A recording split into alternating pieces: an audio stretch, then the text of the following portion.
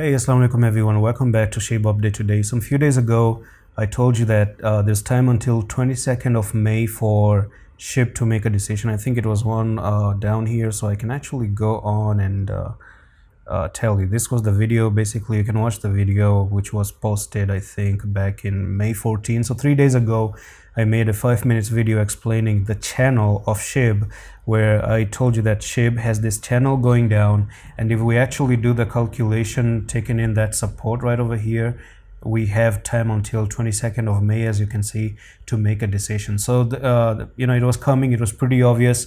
You were moving like this, and you started breaking above. Of course, the RSI was the biggest hint that there is a buying activity going on. You can see this is a bullish divergence going on. When the RSI starts to climb and the prices are moving sideways, that actually means that the big boys are buying the coin and they're actually interested to take SHIB to the next new level. Now at this point of time, we have broken out, right? So here it is. We don't have to wait until 23 of May for the decision.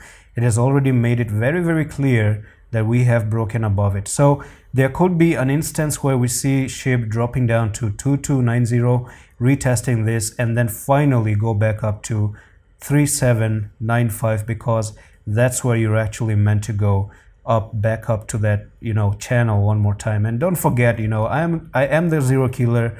I'm going to kill the zero from SHIB, and you can see that it's a progress, right? It's not a sprint, it's a marathon. We are doing this very, very, very slowly. Just be a part of the ups and downs in this journey. It's a bumpy journey, as I always say.